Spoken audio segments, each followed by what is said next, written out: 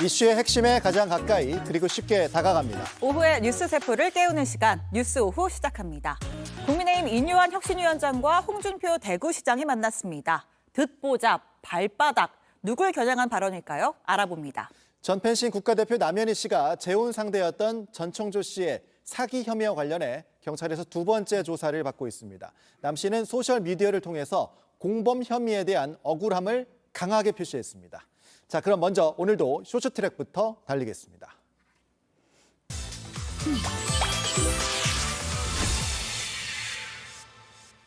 첫 번째 트랙, 삐걱대는 미국 이스라엘입니다.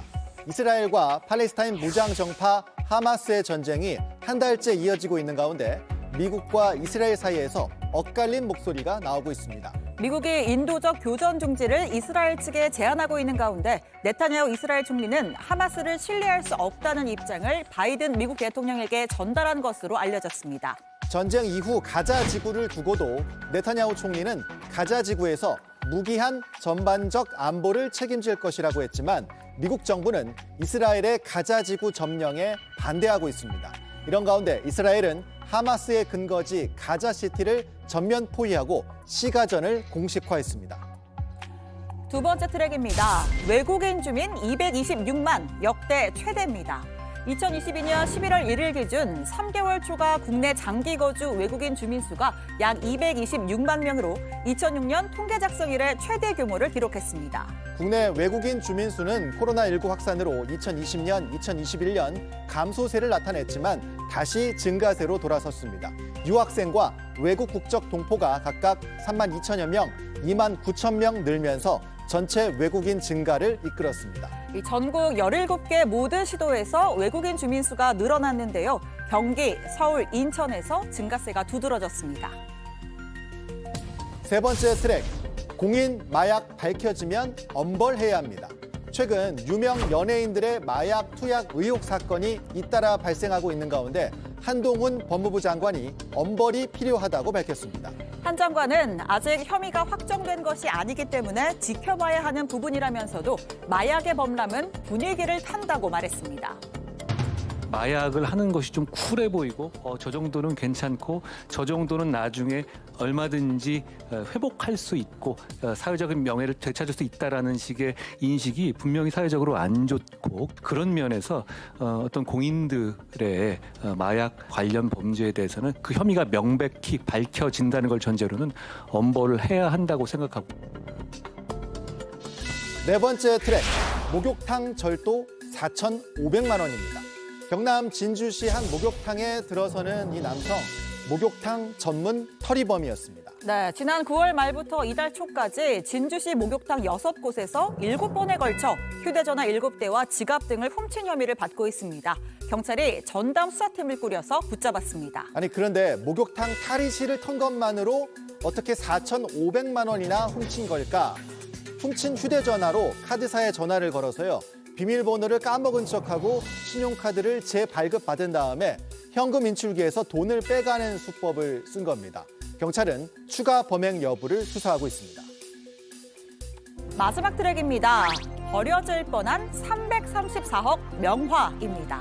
프랑스의 한 가정집에서 쓰레기로 버려질 뻔한 그림이 사실은 334억 원 상당의 명화였다면 집주인은 어떤 기분일까요? 자, 바로 이 작품입니다. 르네상스 시대 이탈리아 화가 조반니 치마부의 작품 조롱당하는 그리스도입니다. 이게 집 청소하는 도중에 그림을 발견했다 그래요. 네. 90대 여성이 혹시나 하는 마음에 경매사에 평가를 의뢰를 했는데 이게 바로 무려 1280년에 완성된 그런 그림이었던 거죠. 그렇습니다. 자, 이 작품 지난 10월에 경매에 붙여졌고 2,400만 유로, 우리 돈 334억 원이라는 어마어마한 가격에 팔렸습니다.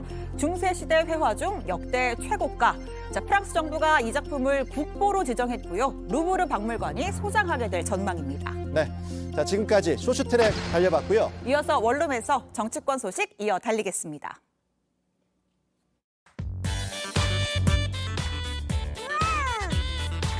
시장님 반갑습니다. 박사님.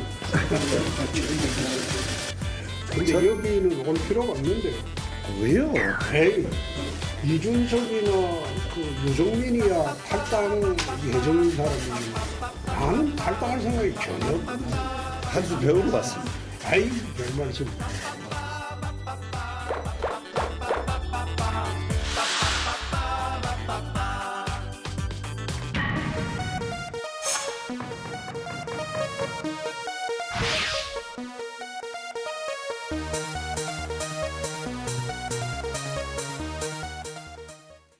네, 5시 뉴스 후 정치권 이야기 시내 원룸에서 이어가겠습니다. 오늘 두근두근 아주 기대가 되는 조합입니다. 양당의 입, 뉴스 오판 썰전을 좀 노려보면서 자, 국민의힘 윤희석 선임대변인, 더불어민주당 서영주 상근 부대변인 나오셨습니다. 두 분 안녕하세요. 네, 안녕하세요. 네, 입과 입의 대결 마음에 드시나요? 네, 네, 맞습니다. 더 큰 알겠습니다. 입이시죠? 네? 대변인이잖아요. 네, 그러니까요. 자, 주제도 딱 맞춰서 준비를 해봤습니다. 자, 첫 번째 주제, 만남의 광장이고 인 대구입니다. 대구에서 또 한입하시는 두 분이 만났는데요. 자, 오늘 국민의힘 인요한 혁신위원장이 대구를 찾아 홍준표 대구시장을 만났습니다. 홍 시장의 소위 말빨? 워낙 유명하지만 네. 인요한 위원장도 또 보통이 아니신 것 같더라고요. 자, 두 사람 오늘 어떤 이야기 나눴는지부터 보고 오겠습니다. 제가 평소에 시장님을 존경하는 것은 유머로 그 한국 정치를 코멘트하니까 재밌어요. 교훈도 있고. 정권을 주겠다고 했으면 박사님이 이야기하는 그대로 해줘야죠. 그냥 저질러 놓은 거 적당히 수습 한번 해보라 하고 수습 못하면 혁신이한테 덮어 씌워가지고 정리하겠다 그 생각 아니에요? 그건 얄팍한 생각이지. 내년 총선에서 과반수 차지 못하면 식물 정권이 됩니다. 그런 우리가 분위기를 우리 시장님께서 좀 만드는데 도와주세요. 아 정말입니다. 난 듣보잡들 때문에 싫어. 가들 다 내년에 자동적으로 정리될 거야. 그리고 어떤 판이 짜여질지 내년에 가서 보면 되는 것이고. 연말까지 좀 도와주시면 안 될까요? 지금 뭐 박사님이랑 만나서 말씀드리는 게 도와주는 거죠. 네, 얼굴은 웃고 있지만 그 텐션이 느껴지는 대화라고나 할까요? 그런 분위기였는데 일단 내용을 좀 다루기 전에 인요한 위원장 진짜 좀 바쁜 것 같습니다. 뭐 최근에 대구, 경북 다 돌고 오늘은 또 서울에서도 일정이 있었고 정말 많은 사람들을 만나고 있는데 뭐 좀 만나야 뭐 그런 앙금 같은 게 풀린다 이런 건지 아니면 두루두루 좀 어장 관리를 하는 건지. 네. 인요한 위원장이 이제 저희 당에서 뭐 정치를 하시고 그런 분이 아니니까 예. 혁신위원장으로서 일을 하려면 그래서 그래도 이 당에서 중책을 맡으셨던 분들, 대표급들 이런 분들 만나서 먼저 당 사정을 듣고 또 고견도 듣겠다 이런 차원 아니겠어요? 예. 그래서 이준석 전 대표 또 김종인 전 비대위원장, 네. 홍 시장님도 당대표 2번 하시고 대통령 후보까지 하셨잖아요. 그렇죠. 그러니까 그런 차원에서 두루두루 뵙는 것이다. 저는 네. 그렇게 생각했습니다. 근데 사실 만남이란 게 이제 상대도 원해야 이제 그렇죠. 좋은 만남인데 네. 어떻게 상대들은 원해서 이제 성사가 된 건지. 뭐 제가 보기로는 그래요. 뒷수습하고 있다. 아. 그러니까 뭐 이준석 전 대표도 그렇고요. 그다음에 홍준표 대구시장도 그런데 이 만남이 있기 전에 무슨 일이 있었는지 기억이 날 거예요. 대사면. 예. 대사면을 하죠. 그 대사면을 일방적으로 발표하면서 두 분이 되게 불쾌했잖아요. 근데 그런 불쾌한 부분들이 조금 선호가 바뀌었다라는 분석들도 있었는데 아마 그런 걸 의식한 게 아닌가 싶어요. 그래서 일단 이준석 전 대표를 쫓아갔었고 부산에 물론 퇴짜를 맞긴 했지만요. 근데 이제 그러면 그다음 누구예요? 홍준표 대구시장이죠.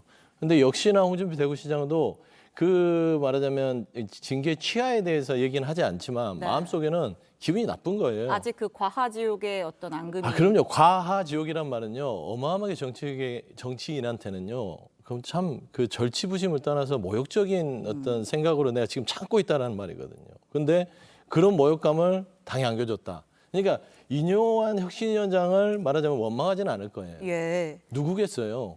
홍준표 대구시장이 제일 싫어하는 김기현 대표죠.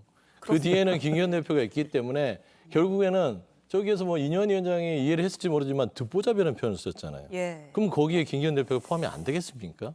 저는 그런 의미에서는 아마 이 김기현 체제, 이기 체제를 전체를 싸잡아서 친윤뿐만 아니라 윤핵관뿐만 아니라 김기현 대표를 향해서 듣보잡이라는 표현을 쓴 것은 결국에는 그런 감정들이 사그라지지 않았다. 좀 그렇게 보이는 알겠습니다. 것 같아요. 예. 네, 저희가 그 홍 시장의 좀 날선 발언들 또 한 대목을 또 준비를 해봤거든요. 듣고 이어가겠습니다. 윤석열 정부 들어와서 듣보잡들이 너무 설쳐요. 대통령 믿고 초선이나 원외들이 듣보잡들이 나서서 중진들 공기 잡고 설치는 바람에 이 당에 중진이 어디 있어요? 중진의 역할이 없어요. 허리가 튼튼해야지 사람도 이게 건강한데 당의 허리가 없어져. 그런데 당의 허리가 없어진 가장 큰 배경은 보잡들이 나서서 중진들 군기를 잡았다. 이거 회복하기 어려울 겁니다. 자, 듣보잡이 설친다, 뭐 발바닥에 설친다 이런 표현도 있었는데 여기서 이 듣보잡이 이 발언만 들어봤을 때는 사실 뭐 중진이나 뭐 지도부보다는 어떤 뭐 초선, 원외들을 좀 겨냥한 발언으로 좀 들리거든요. 예. 그러니까 저희 지도부 안에 예. 국회의원이 아닌 최고위원들도 상당히 많이 있고 예. 또 초선이신 분들도 많이 있으니까 네. 그분들의 어떤 발언 가운데 홍 시장님에 대한 뭐 공격성 발언들이 좀 그동안 좀 있었죠. 뭐 징계 과정에서도 그렇고 그런 게 쌓이니까 이제 당 대표를 2번이나 하고 당을 네. 30년 가까이 지켜온 분 입장에서는 좀 불쾌했을 수도 있는데 이제 표현이 소위 이 세간에서 쓰는 네. 그런 용어잖아요. 네. 그러니까 더 국민들의 귀를 잡는 오늘 그런 표현이었는데 솔직히 말씀드리면 저희 당이 뭐 중진을 그런 분들이 중진을 뭐 군기를 잡는다 그런 건 아니에요. 예. 뭐 어떻게 그런 게 있을 수가 있겠습니까? 다만 이제 발언이 좀 도드라지는 것들이 나와 있는 부분이 좀 있어서 그것에 대해서 또 도드라진 표현을 하는 홍 시장. 그래서 그게 더 커 보이는 거지. 저희 당의 기강은 잘 잡혀 있고 네. 질서가 잘 있는 당입니다. 그런데 제가 예전에 또 이제 국회 출입할 때 듣기로는 윤석열 대통령이 모 초선 의원과 매일 통화를 하니까 네. 그분을 취재해봐라 이런 얘기를 들은 적도 있거든요. 아, 예, 예. 그러니까 초선 뭐 원외들의 파워가 좀 막강한 거 아니냐. 실제 실세는 이들 아니냐.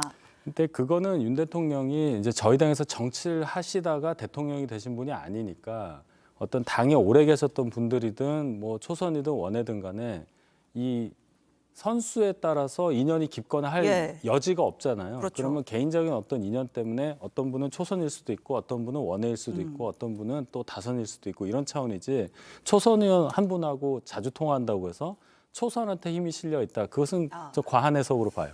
알겠습니다. 좀 발언 중에 대통령은 권모술수를 모른다. 네. 설치는 주변이 문제다 이런 내용이 있었는데 묘하게 또 이렇게 대통령은 잘 보호하면서 또 깔 건 까는. 그러니까 홍준표 예. 대구시장이 참 이 언어의 마술사인 게 예. 들었다 놨다 한 거예요. 밀당을 하는군요. 그리고 그 전날 윤석열 대통령하고 행사 참석이 있었잖아요. 예. 그랬는데 오늘 또 대통령한테 쓴소리 할 수 없어요. 저 만났으니까. 그러니까 이제 보면 초선들, 재선들, 그다음에 이제 원외들 이런 부분들이 얘기를 본인에 대해서 나를 세웠잖아요. 네. 이 말은 그거예요. 너 너무 대통령 믿고 까분다.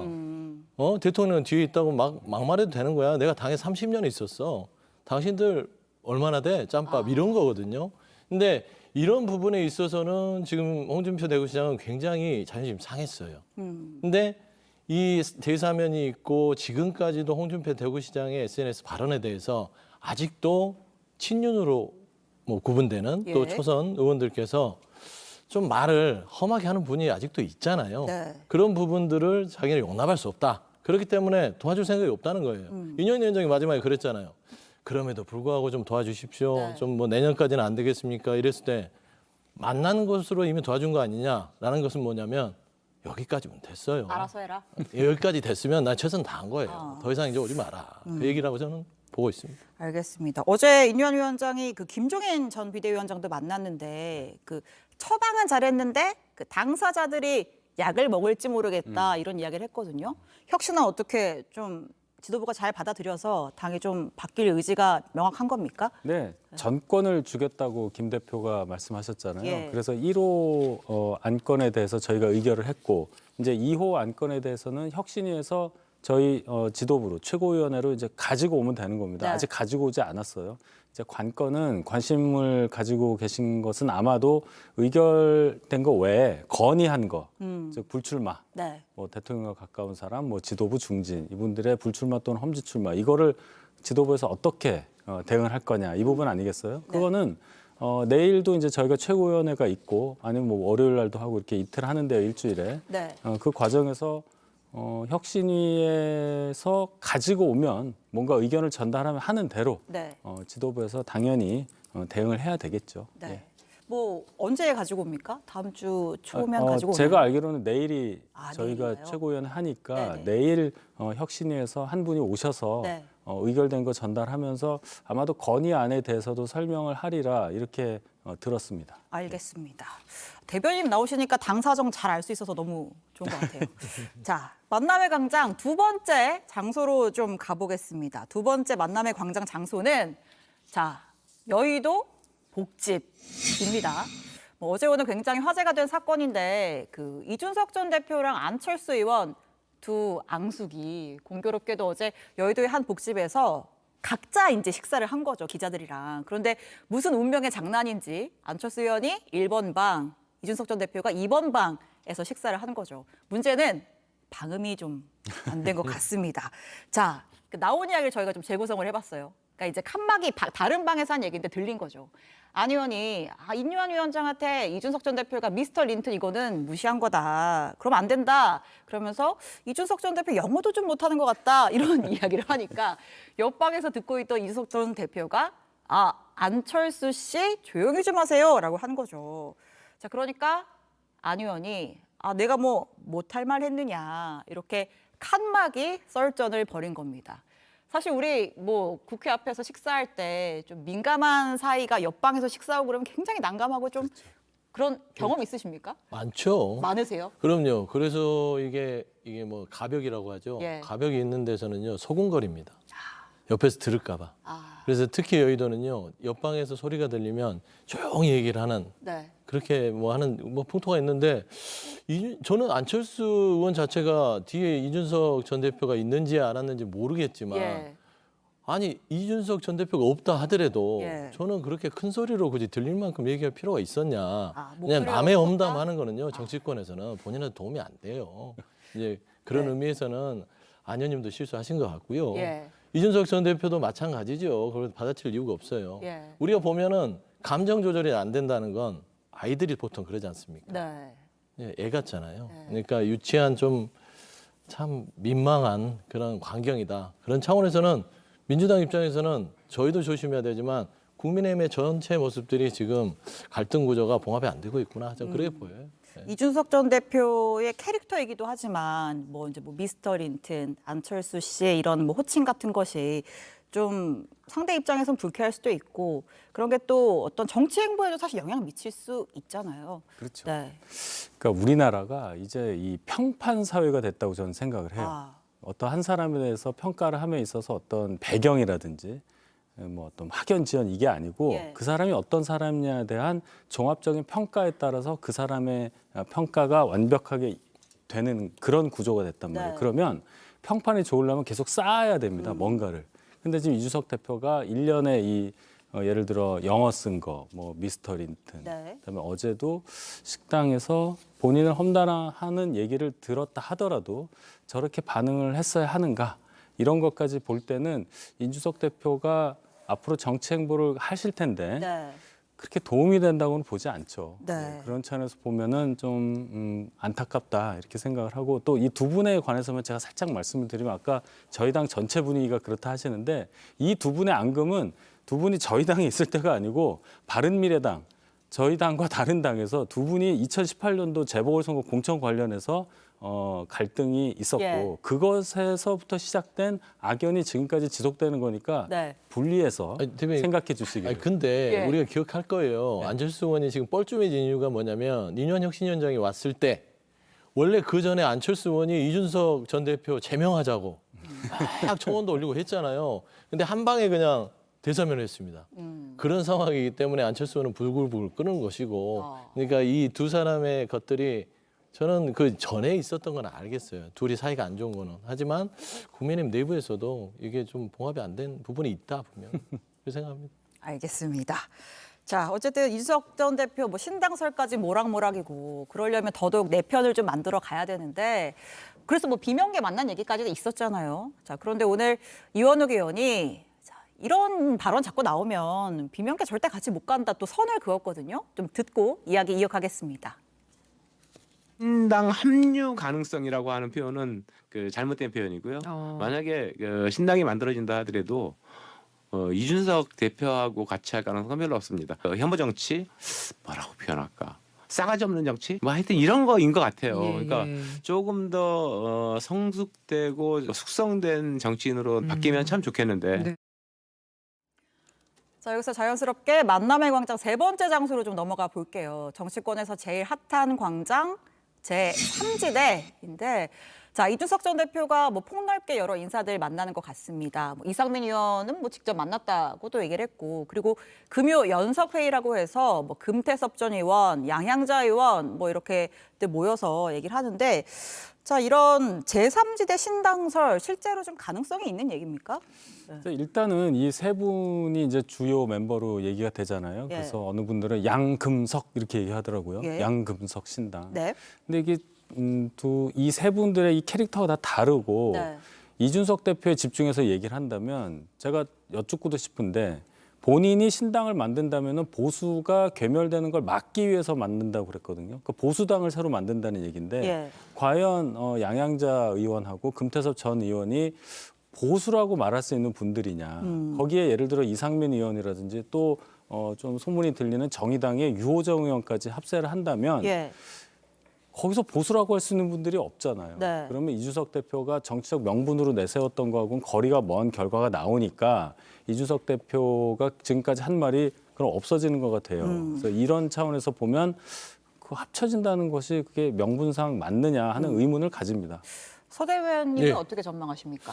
일단 가능성이 매우 높다고 봐요. 아, 높습니까? 그럼요. 예. 지금 이제 금요연석회의가 구체적으로 되는 것이고 우리 당에서는 이상민 의원이 지금 행동하고 있는데 예. 뭐 이 말씀 드리고 싶어야 꼭 드려야 될 것이 정치인은 본인 행동에 책임이 있다. 하지만 이건 비명계 움직이면 안 된다는 건 분명히 하고요. 일단은 왜 현실성이 있냐면 기본적으로 지금 금태섭, 양양자, 뭐 이상민 의원, 이준석 이렇게 모여 있지만 네. 그 뒤에는 보이지 않는 손이 있습니다. 김종인 전 아. 비대위원장이 있죠. 예. 그렇기 때문에 삼지대는요 될 수가 있고 보수가 없다고 주장할 수는 있으나 결국에는 중도 보수와 중도 진보는요 편향이 없습니다. 그러니까 어떤 진영이 있든 진보 진영이 있었어도 중도적인 성향이 있었다면 또 중도 보수로 넘어갈 수 있기 때문에 진보와 보수 구분은 이 삼지대의 성립하고는 조금은 연관성을 짓기는 좀 어려울 것 같고요. 네. 다만 구조적으로 봤을 때는 지금 현재 양당 구조, 양당 정치의 어떤 폐해들, 피로감을 결국에는 소화 흡수할 수 있는 삼지대는 어쩔 수 없이 피해갈 수 없다. 그런 의미에서는 좀 이거는 가시화가 한 달 안에는 될 것 같아요. 한 달 아니면 연말. 그렇죠. 근데 신당 나오면 사실 국민의힘 입장에서는 좀 자리 뺏길 수도 있고 좀 위험한 거 아닙니까? 만약에 지금 같은 형태의 신당이 창당이 된다면 민주당에도 좋을 게 없는 거예요. 뭐 그건 스펙트럼이 그렇죠. 민주당 쪽에 더 치우쳐 있다고 볼 수 있잖아요. 예. 근데 제가 볼 때는 적어도 뭐 그런 계산은 나중에 할 수 있는 거고 이준석 대표라는 분이 저희 당의 엄연한 지금 당원인데 예. 그런 분이 당 밖으로 나간다. 그것은 저희한테 절대 도움이 되지는 않는다. 네. 이것은 아마 다 동의하시라고 봅니다. 그렇기 때문에 임유한 위원장도 계속 만나겠다. 그렇습니다. 이런 이야기를 하는 것 같습니다. 오늘 양당의 일 두 분과 오후 썰전 나눠봤는데 아주 재밌었습니다. 두 분 감사합니다. 감사합니다.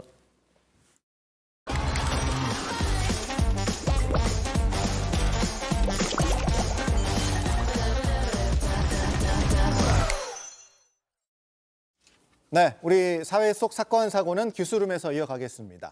오늘은 범죄 사냥꾼 동대문 경찰서 수사과장 이대우 형사, 신유진 변호사 두 분과 함께하겠습니다. 어서 오십시오. 안녕하세요. 네, 자 오늘 첫 번째 사건 들어가겠습니다. 키워드는 내가 제일 큰 피해자 이렇게 잡았습니다. 전 펜싱 국가대표 남현희 씨가 억울함을 아주 강하게 호소하면서 소셜 미디어에 올린 그런 글이에요. 남현희 씨가 사기 혐의로 구속된 전청조 씨와 이 공범 의혹 관련해서 오늘 경찰에 또 다시 나왔습니다. 이틀 만에 나온 건데요. 경찰에 출석하는 장면을 좀 보여주시죠.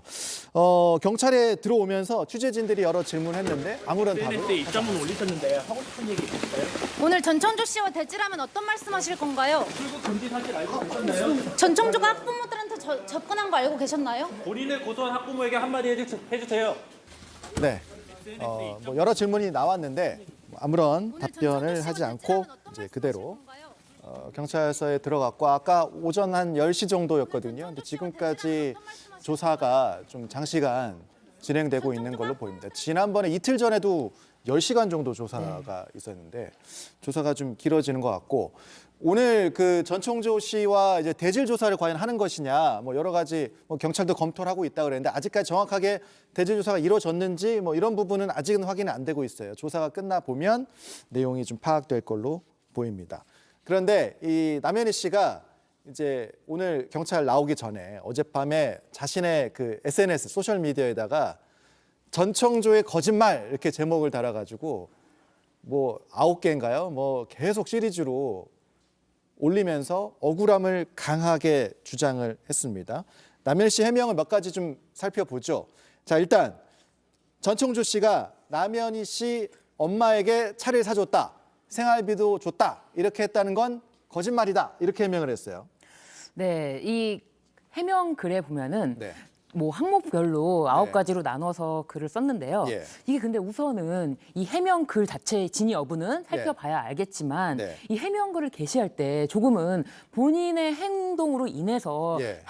사회적으로 굉장히 파장이 큰 이 사기 범죄가 발생했으면 예. 이에 대한 조금은 좀 무거운 마음으로 자숙하는 모습도 좀 보여야 되는데 반성하는 모습이라든지 그런 거 없이 자신의 억울함만 강하게 호소된 점이 좀 아쉽더라고요. 그런데 일단 생활비를 줬다는 부분에 대해서 남현희 씨의 입장에서는 예. 이 전청조가 범죄 수익금 일체를 남현희 또는 남현희 가족을 위해서 썼기 때문에 자신은 없다. 그렇다면 이 공범으로 지목되는 것의 가장 큰 것이 그것인 것 같아서 좀 자세하게 밝히겠다라는 입장인 것 같아요. 예. 근데 우선은 뭐 전청조가 지급했다라고 했던 그런 것들이 전부 사실이 아니다. 그래서 뭐 엄마 명의 차량 자체는 예. 렌트카였고 예. 그 렌트카 비용은 이해밖에 지급하지 않았다. 예. 그리고 뭐 어머니에게 용돈을 매월 지급했다라고 했지만 그것이 예. 아니고 뭐 1회 그리고 예. 뭐 1회에 300만 원, 뭐 1회에 500만 원 예. 이렇게 지급한 것이 전부다. 이렇게 밝히고 있습니다. 그러니까 연속성이 있었던 것이 아니다. 뭐 네. 일회성이었다. 네. 이렇게 주장을 하는 걸로 보이고 그 전청조가 타고 다닌 벤츠 차량이 네. 그 남현희 씨 명의로 돼 있어서 이것도 논란이 되는데 이것도 해명을 했더라고요. 예.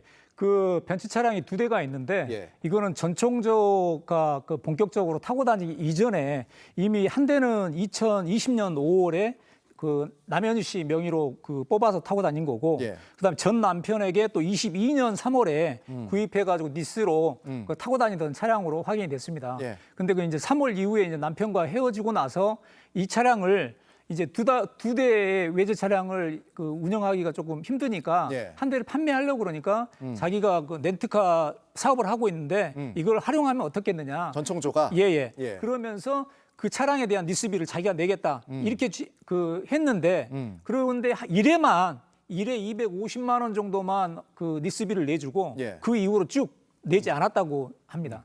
그러니까 이런 이제 일련의 이제 남현희 씨 해명을 보면 아까 변호사님 말씀하신 것처럼 그 전청조의 그런 돈이 다 나에게 온 것이 아니다. 이 말을 이제 강하게 주장하는 걸로 보입니다. 그러면서 남현희 씨는 또 그 전청조 씨가 뭐 1인 2역 하면서 연기하면서 주고받은 메시지 또 전청조 씨 주민등록번호가 1로 되어 있는 사진 이런 것들 이제 그전에 얘기했던 것들도 공개를 했습니다. 범죄 사냥꾼 보시기에 네. 이런 사기 수법 속을만 한지 어떻게 좀 보셨어요? 일단은 이거는 지금 그 남현희 씨가 근 26년 동안 펜싱의 운동만 전념하고 있었지 않습니까? 예. 그리고 20년 동안 국가대표로 생활하고 여기에만 전념하고 또 그 이후에는 지금 별도로 학원을 운영하고 있는 그런 상황이기 때문에 이렇게 어떻게 보면 한 분야에 전문적으로 종사하다 보면 사회 물정에 대해서 잘 모를 수가 있습니다.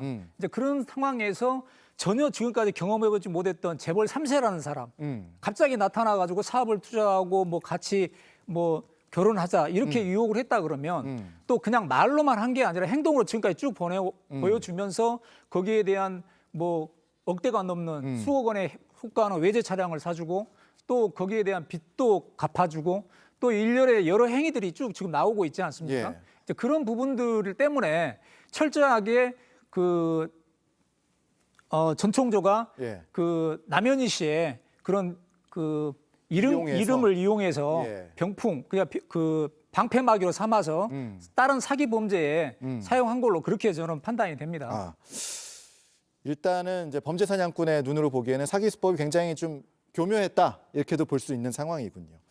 그 남현희 씨 측 변호인이 지금 이제 시끄럽게 대응하기보다는 경찰 조사에 적극 협조하겠다 이렇게 이제 밝혔는데 오늘 이렇게 좀 강하게 그 남현희 씨가 SNS에서 억울함을 주장했던 이 부분은 뭐라 그럴까요? 좀 심경의 변화가 있었을까요? 변호사님 보시기에는 어때요? 제가 봤을 때는 제가 변호인이라고 하더라도 예. 사실은 조사 받는 기간 동안에 어떤 언론 대응이라든지 이런 것에 일치하지 않는 게 더 좋겠다라는 판단으로 그런 조언을 했을 것 같아요. 근데 지금 SNS에다가 글을 시리즈로 썼잖아요. 근데 제가 봤을 때는 이게 경찰에서 그리고 네. 또 그동안 사람들이 궁금해하는 내용들 이런 것들에 대해서 자신은 경찰에다가 조사를 했지만 대중들은 모르니까 계속 새로운 이야기가 양산되는 것이고 그 자기 입장을 자기가 뭐 인터뷰 방식이 아니라 자기가 하고 싶은 방식으로 한번 하면 어느 정도 오해는 풀릴 수 있지 않을까라고 생각을 했지만 사실 그렇지 않거든요. 본인이 하고 싶은 이야기를 본인의 방식대로 풀어나간다 하더라도 대중이 갖고 있는 시각은 일단은 이런 큰 사건이 났을 때 왜 그렇게밖에 무지하게 행동을 못했을까에 대한 비난도 있거든요. 그런데 오직 뭐 공범인이 아니나에 대한 비난 가능성 이런 걸 떠나서 왜 그렇게 행동을 했는 것 책임을 그러니까 책임 자체가 좀 저렇게밖에 좀 성숙하지 않았나라는 것에 대한 비난도 있는데 그 부분을 좀 간과하고 자신이 공범이 아니다라는 그런 이야기에 초점을 맞춰서 이야기를 밝힌 것 같습니다. 그 이제 앞서 제가 이제 대질 조사 오늘 하느냐 마느냐 뭐 얘기를 했는데 그 범죄 사냥꾼 보시기엔 오늘 대질 조사가 좀 진행이 됐을까요? 그리고 만약에 대질 조사를 했다면 대질 조사라는 건 좀 어떻게 진행이 됩니까? 이게 좀 궁금하더라고요. 네, 남현희 씨가 이제 강력하게 자기의 결백을 주장하기 위해서 거짓말 탐지기까지 태워달라. 그리고 대질 조사까지 이렇게 그 해달라고 지금 주장을 하고 있지 않습니까? 예. 이제 그런 과정에서 이틀 전에 조사받은 이후에 오늘 출석하기 전에 어젯밤에 SNS에 올린 9가지 항목을 보면 제 판단에는 첫날 출석했을 때 그런 공범관계에 대해서 집중적으로 추궁을 당하지 않았나 이렇게 판단이 되고요. 예. 이제 거기에 대해서 오늘 출석하기 전에 아마 그런 상황 정리를 정확하게 정리해서 SNS에 올린 게 아닌가 이렇게 생각이 되는데요.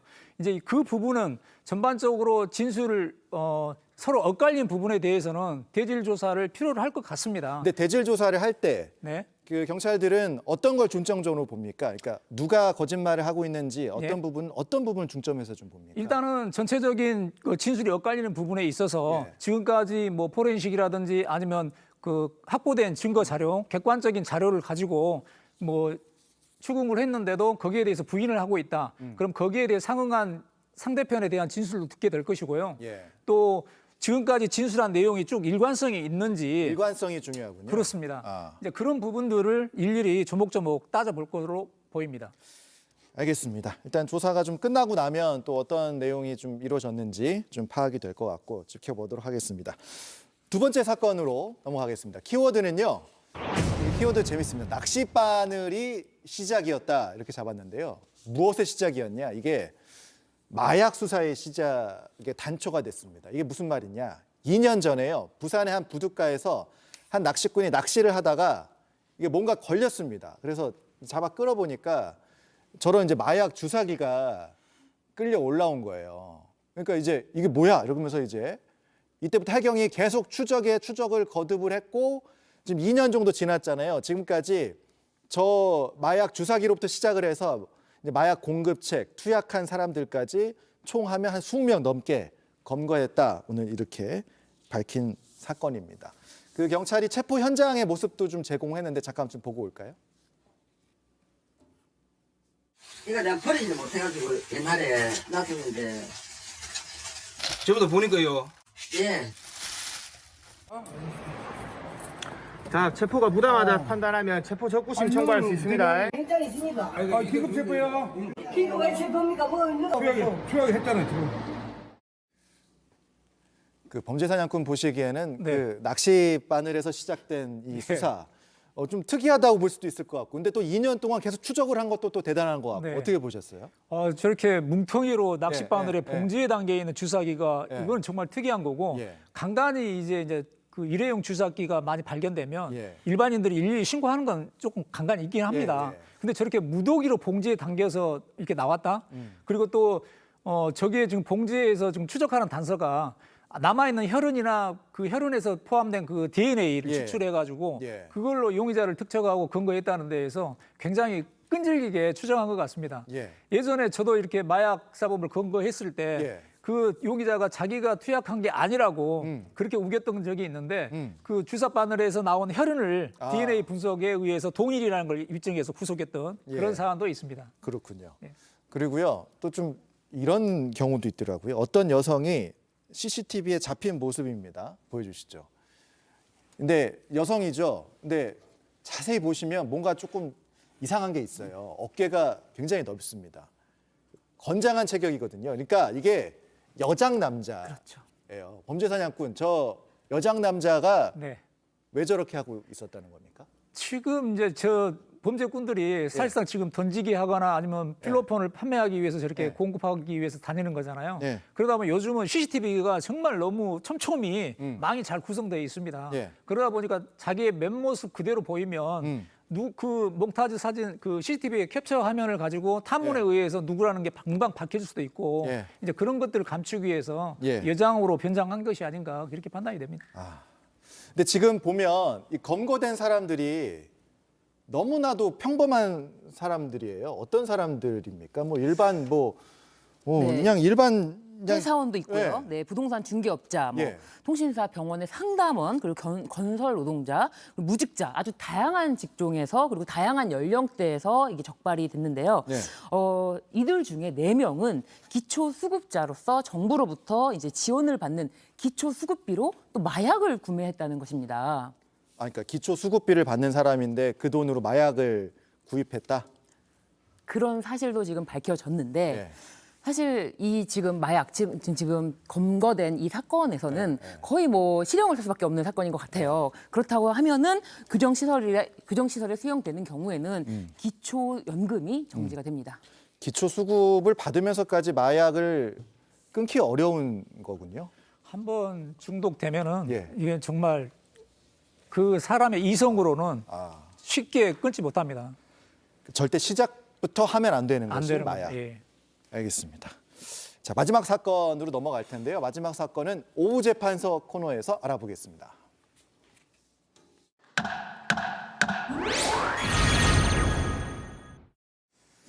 오늘 풀어볼 재판은요. 추운 겨울에 40대 딸이 70대 엄마를 알몸으로 집 밖에 내쫓았던 그런 사건입니다.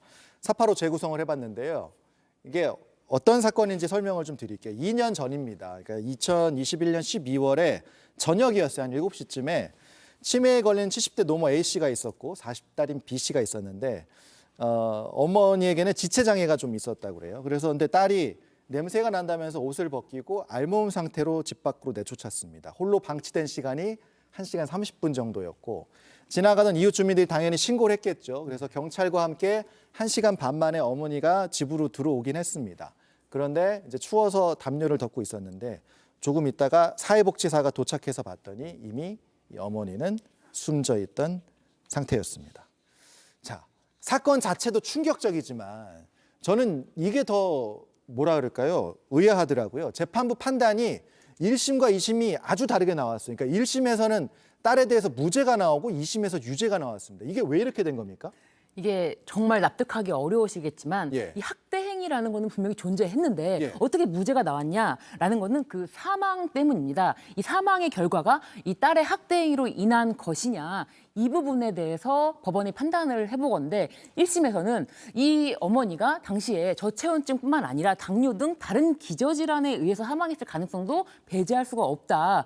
그렇다면 사실 학대죄로도 처벌을 해야 되는 거 아닌가 싶을 텐데요. 사실 법원에서는 이 제명 변경을 법원에서 할 수 있는 것이 아니고 예. 검사가 공소장 변경을 통해서 존속 학대죄라고 했으면 유죄가 나왔을 겁니다. 근데 공소장을 변경을 하지 않고 그저 사망까지 모두 다 처벌을 해주세요라고 했기 때문에 법원에서 보기 1심 재판부에서 보기에는 사망까지는 이 행위로 인해서 발생된 것을 보기 어렵다라고 해서 1심이 무죄가 나왔다면 그러니까 알몸으로 내쫓은 행위가 네. 저체온증으로 이어져서 사망에 이르렀다고 단정할 수 없다? 네, 그렇습니다. 이렇게 인과관계를 명확하게 입증하기가 어려운 경우에는 예. 이런 경우에는 사실 공소장을 그러니까 학대치사죄 또는 학대죄, 존속 예. 학대죄라고까지만 구성해도 좋겠지만 예. 그렇게 이제 공소장을 이중으로 작성하다 보면은 예. 아마 사망에 대한 결과를 입증하기 어려워 수사 미진, 증거 불충분이 아닌가라는 의심을 받을 수 있다라기 때문에 그냥 확정적으로 뭐 존속 학대치사죄라고 했기 때문에 이 부분이 무죄가 나왔던 것입니다. 근데 2심에서는 이제 징역 1년 6개월이 나온 것은 그 인과관계가 인정된다고 본 거예요? 2심에서는 이 부분을 무죄로 보기에는 너무 좀 말이 안 되지 않나. 그래서 학대 행위가 존재했고 예. 이렇게 사망 자체가 저체온증으로 인한 걸 배제할 수가 없다. 오히려 좀 그 부분을 반대로 한 거죠. 사망의 결과를 저체온증으로 인한 것이 아니라고 배제할 수 없다라고 했기 때문에 사망의 결과를 기록시킬 수가 있었던 거죠. 근데 징역 1년 6개월도 저는 조금 이게 형량이 이게 맞나 싶은데 이게 맞습니까? 그 부분에 대해서는 일단 항소심에서는 계획 범행은 아니다. 예. 그리고 이 피고인도 정신질환을 앓고 있었다. 예. 그리고 사실 1시간 30분 동안 어머니가 밖에 있다고 해서 죽을 거라고 생각하지 못했다. 예. 그런 점을 평가한 것 같은데 1년 6개월이 좀 많이 지나치게 낮다라고 보이는 점은 아무래도 사망이 결정적으로 피고인의 행위로 인한 것이다라고 판단하기가 어려웠던 것 아닌가 싶습니다. 알겠습니다. 딸의 입장은 뭐 본인도 10년 넘게 정신질환을 앓고 있었다 이렇게 주장을 한 것 같은데 알겠습니다. 좀 충격적인 사건이었어요. 오후 재판소에 살펴봤습니다. 오늘 두 분 말씀은 여기까지 듣겠습니다. 고맙습니다. 감사합니다. 네, 감사합니다.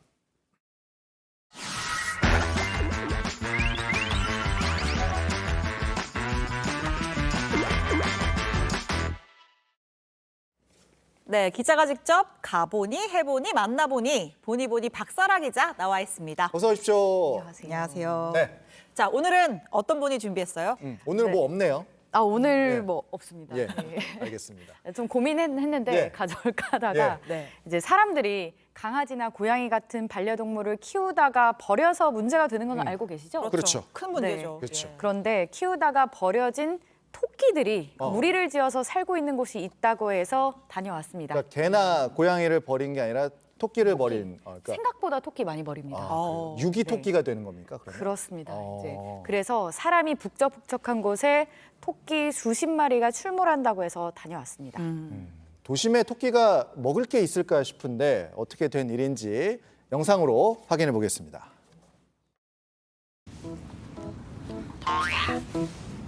안 물어요 혹시 토끼는? 토끼가 되게 사납다고 알고 있는데.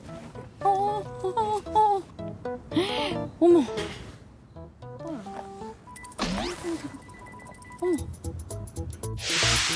네, 안녕하세요. 이 공원에 토끼가 그렇게 많다 그래서 제가 토끼 보러 왔습니다. 근데 저 혼자 온 게 아니고요. 이 부분 잘 아시는 분하고 오늘 같이 동행할 건데요. 안녕하세요. 안녕하세요. 네, 한번 저희 토끼 보러 가볼까요?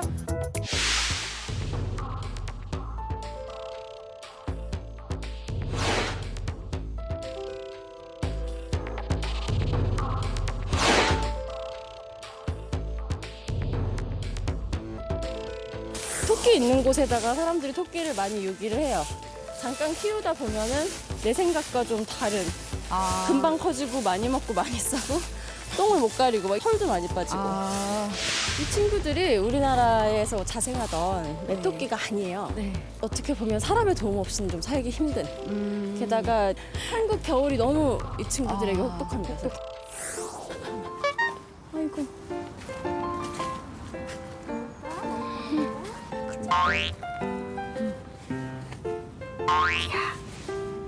안 물어요 혹시 토끼는? 토끼 여기 있어. 어머. 맛있나요? 마이크가 풀인 줄 알고. 여기 혹시 이 토끼는 상태가 좋은 편인가요? 털 보시면 아시겠지만 네. 좋지 않아요. 지금 빗속이나 이런 데도 보면 귀가 좀 더럽네요. 지금 귀진드기도 있어 보이고.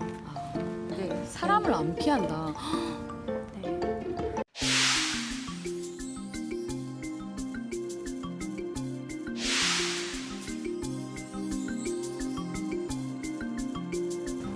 이 시설물은 여기 구청에서 해주신 거예요.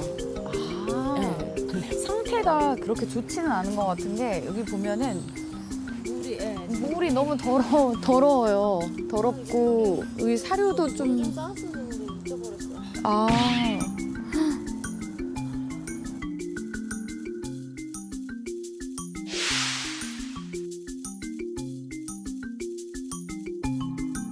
비가 와도 주고 눈이 와도 주고 와요. 밥 주냐고 뭐라 하시는 분들도 있으세요? 있지요. 그리고 뭐 잡아가는 분도 있던데. 주민들끼리 여긴 좀 싸우거나 그러기도 해요? 뭐 요즘은 안 그런데 그전에는 좀 왜 밥 주느냐 그런 사람도 많았어요. 야생동물이 아니고 사람이 유기를 한 거기서부터 시작된 아이들이기 때문에 어떤 대책을 마련을 해야 될 것 같습니다. 귀여운 토끼들이 공원에 있네. 약간 명물처럼 돼서 사실상 사람들이 먹이를 안 주면 못 사는 곳인데 부자연스럽게 여기 존재하고 있는 거죠. 저는 평생 볼 토끼 여기서 다 봤습니다. 저희 이제 토끼 얘기도 좀 해야 되는데 우리 스튜디오에 가서 좀 그런 얘기 해볼게요. 네, 토끼들이 공원에 한 20년 가까이 살았다는 거고. 그러네요. 마지막에 또 나왔지만 이제 맨 처음에 살게 된 건 이제 키우던 사람들이 유기를 해서라는 거죠. 네, 그런 것으로 추정이 됩니다. 네. 이제 인근 주민들 말을 들어보면 굉장히 오래부터 토끼를 봐왔다고 하고 있고요. 처음에는 뭐 탈출을 몇 마리는 했을 수 있는데 아마도 좀 유기를 한 것으로 추정이 된다고 합니다. 그 토끼들이 이제 번식을 해서 새끼를 낳고 토끼 가족을 이룬 겁니다. 현재는 약 30마리 정도 있는 것으로 추정이 됩니다. 네, 이제 보면 이제 토끼를 좀 챙겨주시는 분들도 있고 이제 밥을 챙겨주시는 분들도 있는데 앞서 말씀하신 것처럼 싫어하는 주민들도 있었다 그러고 좀 그 사이에 갈등이 좀 있을 것 같은데요.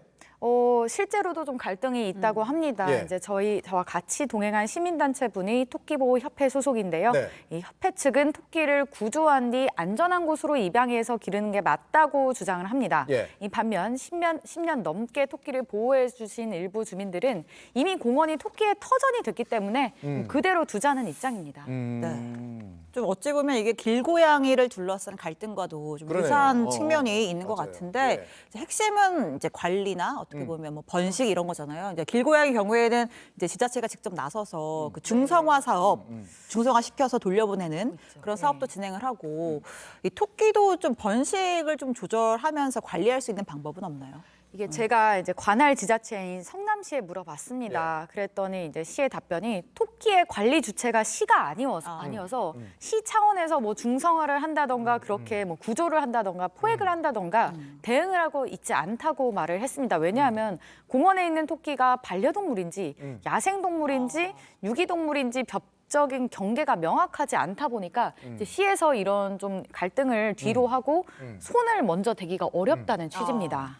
그리고 또 하나 궁금한 건 토끼가 번식력이 엄청나다고 들은 적이 있는 것 같거든요. 근데 지금 한 30마리 정도라는데 개체 수가 늘어나고 있는 겁니까? 아니면 좀 유지가 되고 있는 겁니까? 이제 지금은 유지가 되는 것으로 보이는데요. 더 늘어나진 않고. 네, 그렇습니다. 이제 그 이유가 뭐 일부는 아까 보셨듯이 우리나라 토종이 아니어서 이제 그렇게 번식하기에 적합한 환경이 아닌 측면도 있고요. 또 공원 근처에 천적인 고양이들이 있기 때문에 뭐 그럭저럭 지금은 개체 수가 유지되고 있습니다. 하지만 안심할 수는 없는 게 토끼들이 환경에 적응하기 시작을 하면은 개체 수가 급격히 불어날 위험도 있습니다. 지금 보시는 게 160여 년 전 호주 모습인데요. 영국에서 들여온 토끼 24마리가 수천 마리로 불어나는 바람에 농작물과 땅을 파괴하는 문제가 있었습니다. 그래서 정부가 굉장히 오랫동안 토끼와의 전쟁을 벌여야 했습니다. 굉장히 호주에서는 정말 국가적인 문제로까지 떠올랐던 그런 사연이고, 자, 일단 근본적으로 이제 유기하는 거에서 시작이 된 거잖아요. 이제 반려동물 뭐 귀엽다고 키우다가 뭐 불편해지면 버리고 이런 거 정말 안 된다. 이제 그런 문화 의식부터 좀 갖춰야 될 것 같습니다. 자, 오늘 본의도 잘 들었습니다. 고맙습니다.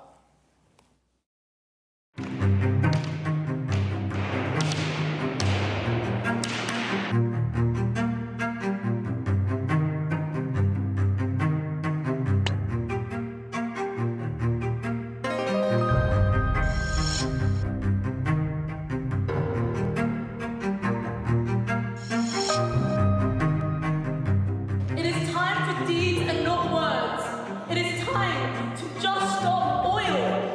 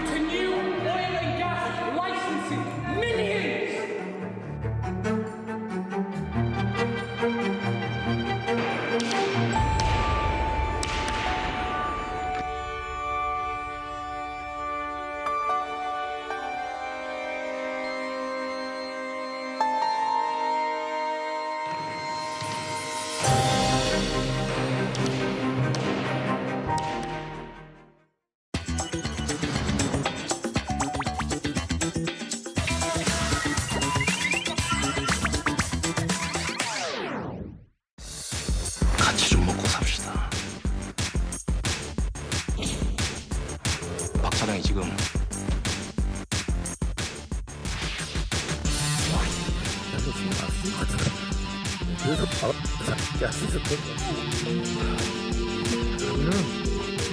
이름 불러주기 좋네.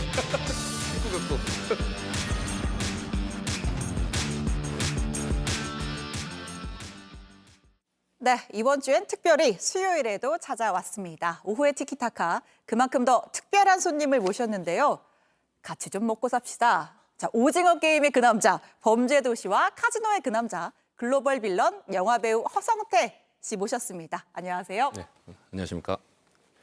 제가 같이 좀 먹고 삽시다 하니까 옆에서 작게 웃으시더라고요. 네. 안 똑같은가요? 아니요. 그거를 기억하고 계신다는 게 좀 신선해가지고요. 워낙 인상 깊었던 또 장면이어가지고 예. 제가 조금 흉내를 내보았습니다. 네, 감사합니다.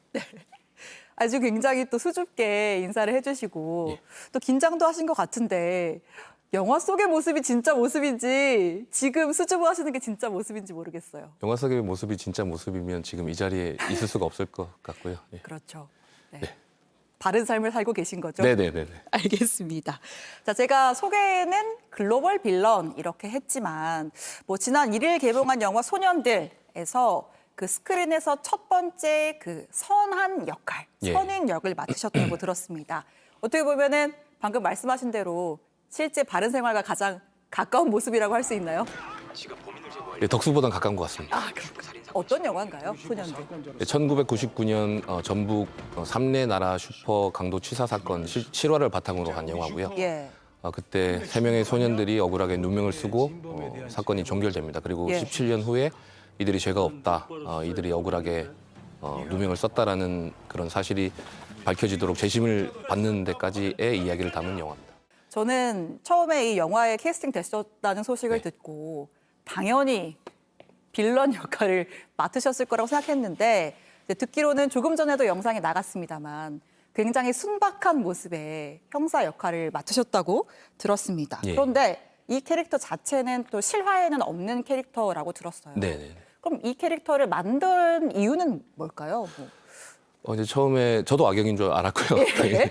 근데 처음에 뭐 전라도 사투리 쓸 줄 아냐라고 예. PD님께서 물어보시고 PD님 저는 일본어랑 만조까지 했다. 예. 걱정하지 마시라 뭐 이렇게 처음에 그렇게 서로 인사가 됐었고 근데 이거는 사실 실화를 다루는 영화가 가질 수 있는 다소 좀 어둡고 무거운 예. 뉘앙스를 가질 수 있는 그런 점들을 어쨌든 영화로서 많은 분들에게 보여줘야 되기 때문에 네. 감독님께서 이제 약간 재미적인 요소 이렇게 네. 좀 긴장을 풀어줄 수 있는 인물을 하나 만든 게 이제 박정규 역할입니다. 어떤 스토리에 조금 더 생동감과 네. 에너지를 불어넣는 역할이다. 자, 그런데 뭐 굉장히 발랄하면서도 좀 이렇게 튀는 긍정적인 에너지를 가진 캐릭터인데 예. 뭐 앞서도 얘기를 했지만 우리 허 배우님이 워낙 또 그 악역 이미지가 강하다 보니까 또 새로운 캐릭터를 구축하는 게 늘 배우한테는 숙제잖아요. 예. 뭐 어떤 묘수가 있었습니까? 아니요, 저는 오히려 마음이 더 편했고요. 예. 덕수나 어떤 뭐 다른 영화에서의 맡았던 그런 악역을 할 때 사실 저는 마음이 더 무겁고 그때 더 고민스럽거든요. 예. 왜냐하면 평소에 제가 막 카리스마 있고 그렇게 강한 성격의 사람이 아닌데 네. 오히려 더 그런 강한 모습을 표출을 해야 되니까 그런 부분에 있어서 노력해야 되는 부분이 더 많고 네. 오히려 박정규 같은 역할은 사실 또 실화의 직접적인 실화로서의 어떤 영향력이 있는 인물이 아니고 예. 단지 극 중에서 약간 윤활유 같은 역할을 하면 되는 역할이고 그리고 네. 저 같으면 어떻게 했을까만 생각했어요. 다른 어떤 연구를 하고 이런 건 없었고 그 전라도 사투리는 좀 공부를 했고요. 예, 그 조금 정도. 더 어떤 푸근한 느낌을 주기 위해서 아니요. 그 뭐 딱히 뭐 그런 건 아니에요. 예. 제가 오징어 게임 때는 네. 또 이렇게 배역에 맞춰서 막 증량도 굉장히 많이 예. 하셨다고 들었고 이번에는 뭐 헤어스타일에 좀 신경을 쓰신 건가요? 헤어스타일이 굉장히 저게 이제 그때 오징어 게임 덕수 머리 그 자체고요. 그런가요? 오징어 게임 때 이제 이 몸 그대로고 이 머리에다가 오징어 게임 때 가발을 더 덧붙인 게 이제 덕수고 이게 제 생머리고요. 그러면 촬영 시기가 오징어 게임과 이 소년들의 겹쳤습니다. 촬영 시기가 겹친 건가요? 네네. 동시에 그럼 어떻게 그렇게 한 시간대 연기를 하시는데 같은 몸과 같은 헤어스타일로 어떻게 그렇게 상반된 캐릭터가 나오나요? 아니 근데 다른 장소와 다른 시간에 연기를 하지 한 시간 같이 연기를 하는 건 아니잖아요. 그리고 배우가 이쪽 세트장에 가면 많은 스태프분들의 도움으로 그 역할에 집중할 수 있게 환경을 만들어 주시고 예. 또 이쪽에 우리 소년들 쪽에 오면 또 그 상황이 스태프분들 덕분에 딱 마련이 돼 있기 때문에 그렇게 뭐 그렇게 힘든 거는 못 느꼈습니다. 네. 아, 알겠습니다. 사실 뭐 좀 다른 얘기지만 우리 또 팬분들은 워낙 우리 허배우가 다채로운 성격과 그런 캐릭터 이미지를 가진 배우인 거를 사실 알고 있어서 예능에서도 많이 활약을 하셨잖아요. 예. 저희 뭐 아는 형님에서 제가 그 6가지 배우 역할을 하는 그 장면 봤었고 영화 아저씨. 맞습니다. 뭐 춤도 잘 추시고 워낙 또 뭐 챌린지로도 화제가 되셨었고 네. 예. 뭐 한숨을 쉬시나요? 아니요. 저희가 그래서 뭐 하배우님의 좀 귀여움을 극대화할 수 있는 요새 최신 유행하는 챌린지도 좀 준비를 했는데 끝나고 찍고 가셔야 됩니다. 춤만 아니면 될 것 같습니다. 아, 네. 춤 말고 가만히 계셔도 되는 네네. 아주 귀여운 챌린지 준비했으니까 공개는 유튜브에서 귀여울지 모르겠지만 어쨌든 열심히 해보겠습니다. 지금은 더 귀여우십니다. 공개하도록 하겠습니다. 네. 네. 다시 그 영화 소년들 이야기로 좀 돌아와서요. 자, 이번 영화에서 저는 또 앙상블이 굉장히 좀 주목이 되는데 예. 같이 연기를 하면서 어떤 다른 배우의 악역 연기를 보는 기분 같은 것도 어땠는지. 진짜 섬뜩했고요. 그리고 정말 이제 연기를 할 때는 사실 현장에 다른 신경 쓸 부분들이 많기 때문에 또 막 100% 막 또 제 연기도 집중해야 되고 하니까 막 상대방 연기에 뭔가 느끼는 게 예를 들어 80%, 네. 90% 정도라면 시사회 때 처음 영화로 그냥 관객의 입장으로 선배님의 연기를 봤는데 그때 정말 욕을 하고 싶었고 정말 많이 울었어요. 지금 영화의 장면이 저희가 좀 주요 장면을 보면서 이야기를 하고 있습니다. 정말 욕을 하고 싶을 정도로 진짜 화가 많이 나서 예. 사람이 슬플 때도 사람이 눈물을 흘리지만 진짜 억울하고 화날 때도 눈물을 흘리잖아요. 네. 그래서 많이 울었던 장면들도 많습니다. 아, 그러니까 악역 연기를 보고 저런 못된 사람이라고 하면서 눈물을 흘리셨다. 예. 그래서 사실 최근에 그 우리 허성태 배우 그 시사회 마치고 퉁퉁 부은 눈으로 시사회를 마치고 나와서 굉장히 좀 화제가 된 사진도 있었거든요. 근데 굉장히 눈이 퉁퉁 부어 있었는데, 네 지금 이제 당시의 장면인데 시사회 끝나고인가요? 예, 영화 바로 보자마자. 보자마자. 어머 눈시울이 촉촉합니다. 네, 저게 화가 나서. 네, 그러니까 진짜 뭐 중반부터 사실 소년들의 이야기를 따라가기만 해도 너무나 슬프고 정말 그들의 마음이 이해가 되기도 하고 너무나 화나는 장면도 많고 너무나 좀 안타까운 장면들도 너무 많아서 좀 많이 울었던 것 같아요. 저 처음 봐가지고 전날. 아, 그렇군요. 자, 저희가 그 허배우가 꼽은 명장면을 좀 같이 보면서 이야기를 하겠습니다. 자술세 너그 둘이 받았지? 지 이름 석자도 제대로 못 쓰는 놈이 이걸 썼다고 하면 누가 믿겠냐? 날에 컨디션이 겁나 좋았는갑제. 자, 지금 식사 중에 굉장히 설전을 벌이고 있는데 어떤 장면이고 왜 이걸 명장면으로 꼽으셨나요? 근데 처음으로 황 반장이 저들에게 공권력을 남용한 저들에게 이제 약간의 선전포고 한다는 저는 그렇게 느낌을 받았고 그렇게 생각하는 순간이었다고 생각을 하고요. 그리고 솔직히 정말 진실되게 제가 말씀드리면 저걸 찍을 때 제가 진짜 많이 가슴이 졸였거든요. 왜요? 양쪽의 텐션이 너무 진짜 셌고 서로 막 이제 본격적으로 한판 붙어보자 이런 순간이고 그 중간에 있는 저는 어떻게 이 상황을 모면을 하고 어떻게 어느 정도의 수준에서 이거를 제가 자제시킬 수 있을까라는 그 연기를 했어야 됐기 때문에 저도 되게 조마조마하면서 연기를 한 기억이 있어서요. 네. 그러니까 지금 진실을 덮으려는 자와 어떻게 보면 다시 파헤치려는 자가 이렇게 한판 붙는 그런 상황에서 양쪽의 배우들이 진짜 텐션이 너무 세가지고 제가 이제 그 중간에서 실제로 진짜 조마조마했던 기억이 있어서. 그렇군요. 몰입을 하면 그런 감정이 정말 엄청나게 와닿는 거군요. 그럼요. 되게 겁났고요. 그게 아마 우리 배우분들의 텐션이 고스란히 관객분들께 전달될 거라고 믿습니다. 알겠습니다. 자, 이 당시의 사건을 보면 뭐 많이 알려진 사건이기도 합니다만 뭐 경찰도 그렇고 뭐 재판을 했던 뭐 검사, 판사 그리고 언론까지 사실은 굉장히 좀 사회가 무력하고 좀 무심했다 이런 생각이 드는데 이 영화를 보고 관객들이 꼭 느꼈으면 하는 것이랄까요? 또 하고 싶은 이야기 어떤 게 있을까요? 손바닥으로 하늘을 가릴 수 없다. 아. 뭐 이거 뭐 그냥 한마디로 하면 그거 같은데 네. 사실 이번 주 이제 지난 주말에 무대 인사를 할 때도 제가 말씀드린 건데 지금도 사실 뭐 어떤 다른 형태와 다른 방식으로 이와 같은 일들이 없다고는 저는 말할 수 없을 것 같고요. 예.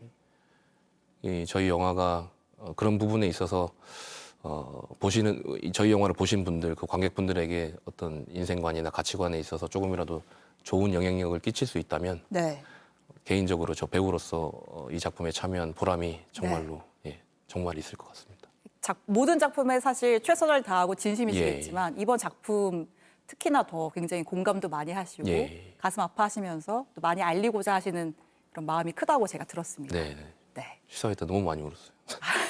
많이 우셨군요. 네. 눈물이 많은 남자 허성태. 네. 자, 첫 주연 영화도 좀 촬영이 들어갔다고 하는데 예. 어떤 영화인가요? 네.